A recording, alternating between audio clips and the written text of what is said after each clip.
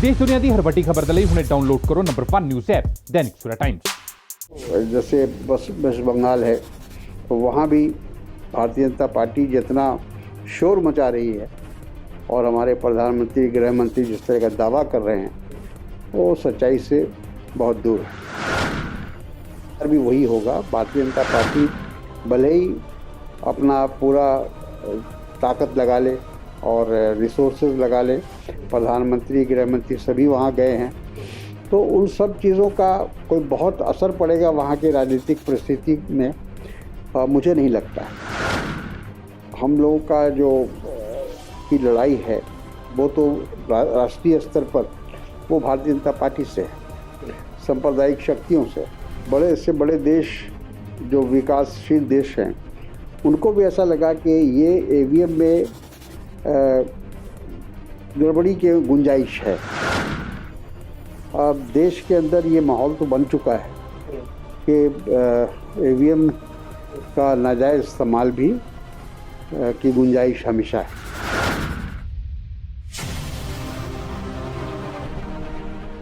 5 राज्यों में हो रहे विधानसभा चुनाव के लिए आज वोट डाले जाने का काम हो रहा है और बंगाल में भी तीसरे चरण के लिए आज वोट डाला जा रहा है। आसाम में, साथ ही केरल, तमिलनाडु और पुडुचेरी में आज एक ही फेज में मतदाता अपना मत का प्रयोग कर रहे हैं। हमारे साथ कांग्रेस के वरिष्ठ नेता तारिक अनवर जी हैं। सर, आप केरल के प्रभारी भी हैं और ओवरऑल अगर देखा जाए तो ये जो 5 राज्यों का विधानसभा का चुनाव हो रहा है, कांग्रेस के लिहाज से आपको कितनी उम्मीदें हैं?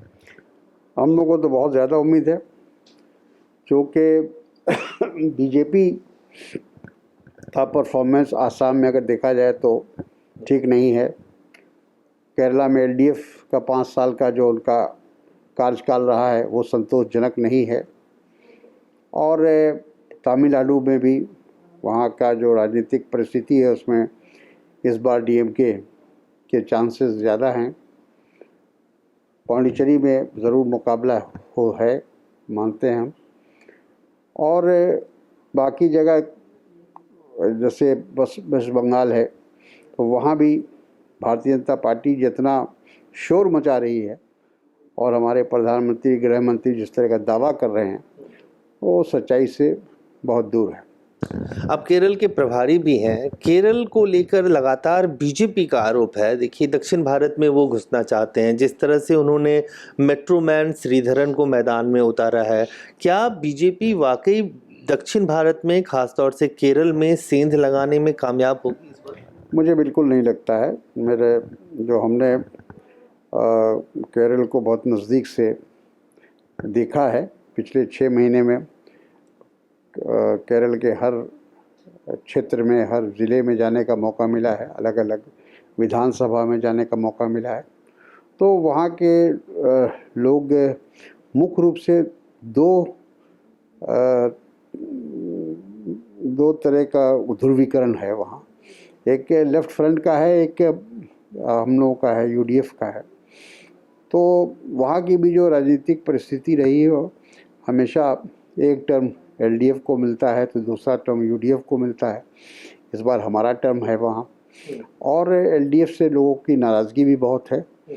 लोगों को लगता है कि 5 साल में जो उनकी अपेक्षा थी वो पूरी नहीं हुई, और बीच में कई स्कैम्स, स्कैंडल, करप्शन के चार्जेस सीरियस, गंभीर, सब इस सरकार में आए हैं। तो उन चीज़ों का लाभ हमको मिलेगा। एंटी इनकम्बेंसी यूँ कहा जाए कि बहुत स्ट्रॉन्ग है एलडीएफ के ख़िलाफ़, उसका भी लाभ हमको मिलेगा।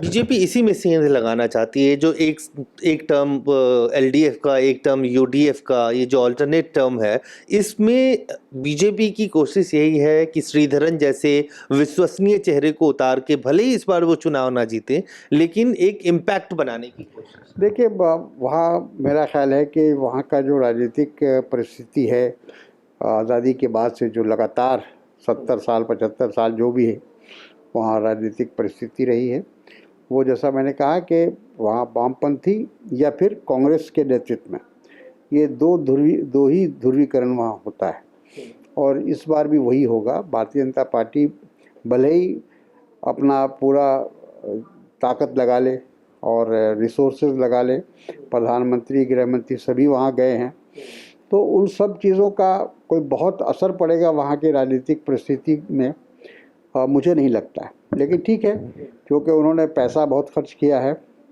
और वो चाहते हैं कि पैसे के ज़ोर पर हम अपना राजनीतिक अस्तित्व वहाँ बनाए, कायम करें।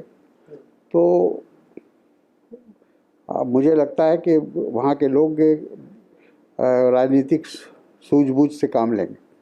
एक आरोप सर लगातार बीजेपी बंगाल के चुनाव में खास तौर से लगा रही है कि केरल में लेफ्ट के खिलाफ और बंगाल में लेफ्ट के साथ, तो क्या इसका नुकसान आपको केरल में भी उठाना पड़ सकता है?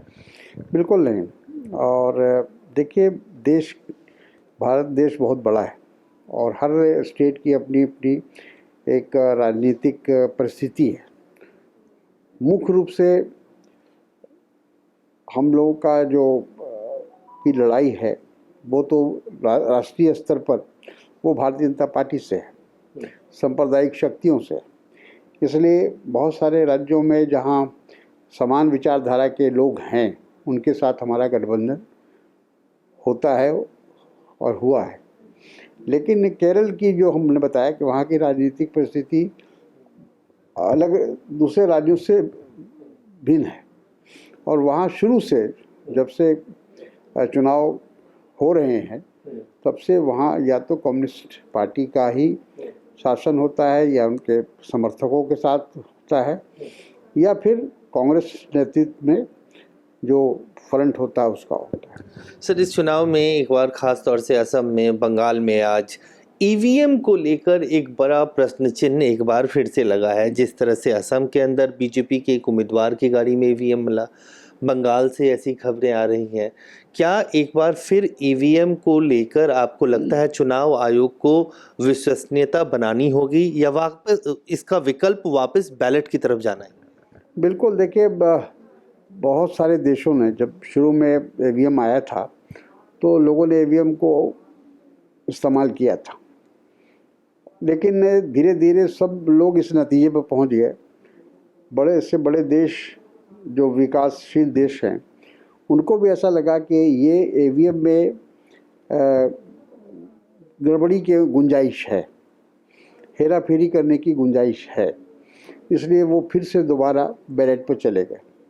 तो हमको लगता है कि भारत में भी अब लोगों का एक आम तौर पर ये धारणा बन चुकी है और विश्वास लोगों का बन चुका है कि ईवीएम को हटाकर बैलेट से ही चुनाव हो, क्योंकि ईवीएम में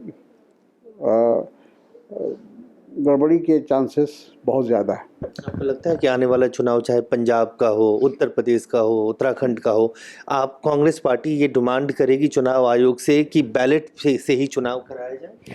देखिए, हम लोगों ने बहुत पहले पूरी अपोजिशन पार्टी ने लगभग 18 अपोजिशन पार्टियों ने मिलकर चुनाव आयोग को ये मेमोरेंडम दिया था कि ईवीएम को हटाकर और फिर से पुराने जो प्रथा थी बैलेट की उसको लाया जाए, जिसमें गड़बड़ी के चांसेस कम हों।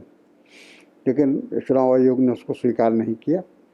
फिर लोग सुप्रीम कोर्ट में भी गए, सुप्रीम कोर्ट ने फिर उसको चुनाव आयोग पर कहा कि उनका काम है, उनकी जिम्मेदारी है।